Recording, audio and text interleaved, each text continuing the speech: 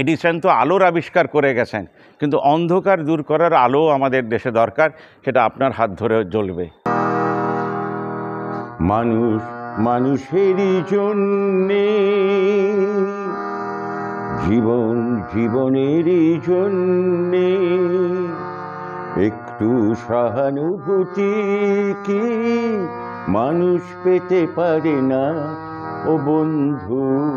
ভাবনামুখের আরেক এপিসোডে আপনাদের সবাইকে স্বাগত। জিরো ব্যালেন্সের সঙ্গে, যৌথ জীবন যাপনের সঙ্গে, সোশ্যাল দুর্গাপূজার সঙ্গে, নিউজ পেপার ব্যাংকের সঙ্গে, West Bengal news portal reporters welfare অ্যাসোসিয়েশনের সঙ্গে, এবং আর একটা সুন্দর খবর দিতে যাচ্ছি, যার জন্যে সূর্য যতই কড়া রোদ্দুর ছড়াক একটা ছায়া থাকবে আমাদের জীবনে।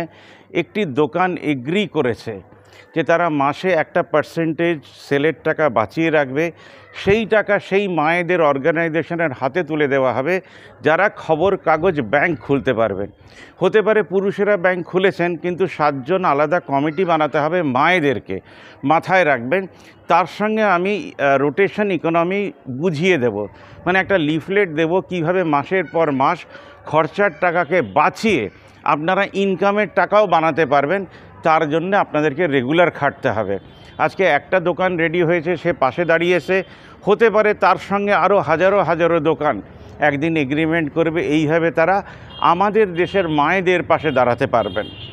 এরপর আর কি ভালো খবর দেব, যে শ্রীরামপুরে যে আমাদের মিটিংটা হলো, সেখানে 2-4টে ডিসিশন নেওয়া হয়েছে যে নেক্সট মাসের যে আমরা দ্বিতীয় বুধবার মিটিংয়ে আসব, যদি সেদিন মৃন্ময় না থাকে তাহলে পরের বুধবার হবে, সেদিন আমরা খবরের কাগজ এনে জমা করব, মানে পুরনো খবরের কাগজ, খাতা বই।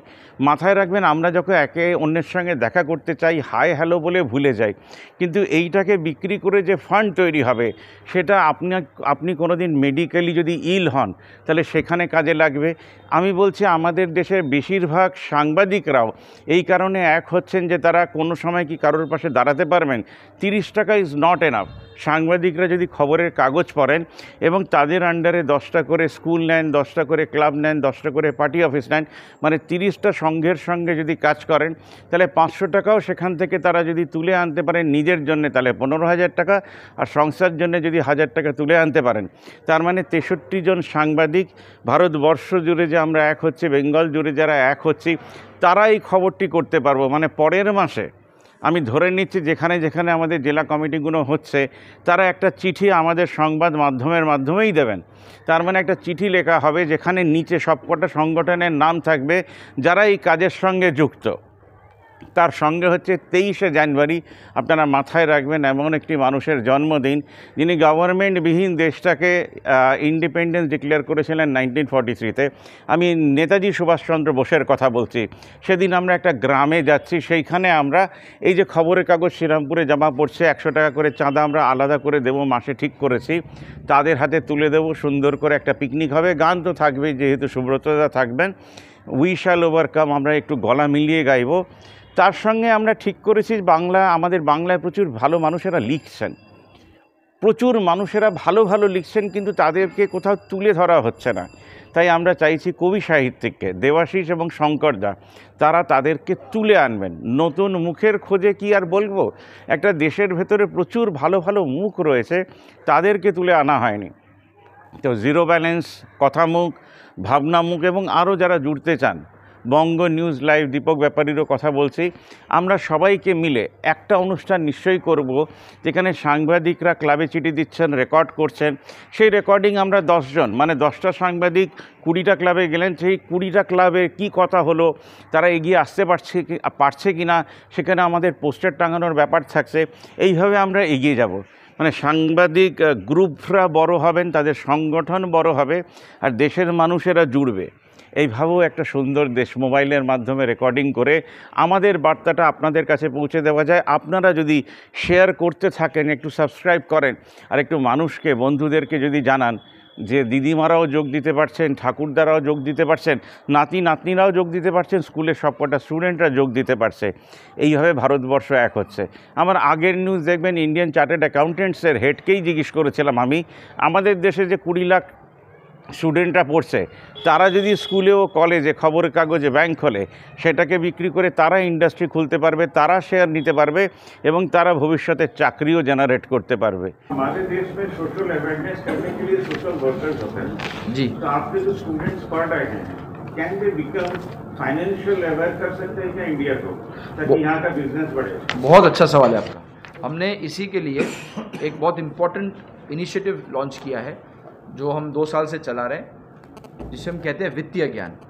और ये वित्तीय ज्ञान जो अभियान है हमारा, वो 12 अलग अलग लैंग्वेजेस में चल रहा है, जिसमें हम हमारे चार्टर्ड अकाउंटेंट्स और जो स्टूडेंट्स हैं, तो अगर आप जोड़ लें तो 12.5 लाख की जो हमारी आर्मी है, उनके माध्यम से फिनेंस लिटरेसी, क्योंकि आज आप देखते हैं आए दिन कोई सीनियर सिटीज़न है, कोई यंग आदमी है, वो OTP के स्कैम में फंस जाता है, दे बिकम गलीबल बिकॉज उसको जानकारी नहीं है क्या करना है।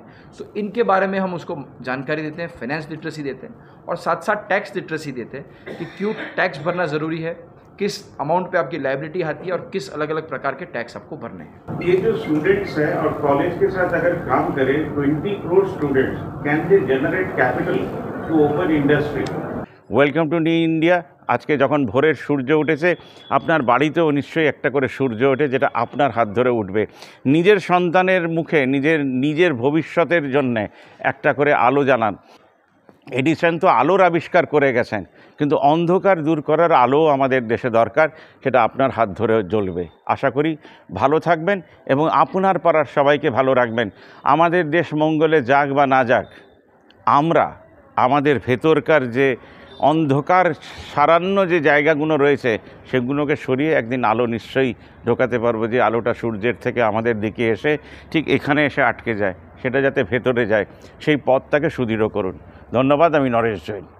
বিগত 20 বছর ধরে আপনাদের অতি পরিচিত সারদা শিক্ষণ মন্দির আপনার সন্তানের উজ্জ্বল ভবিষ্যতের কথা মাথায় রেখে সুস্থ সংস্কৃতি, পরিমণ্ডলে নৈতিক শিক্ষার সঙ্গে উচ্চমানের পুঁথিগত শিক্ষার এক অন্যতম আবাসিক মিশন বিদ্যালয় সারদা মিশন শিক্ষণ মন্দির, মশাগ্রাম, পূর্ব বর্ধমান।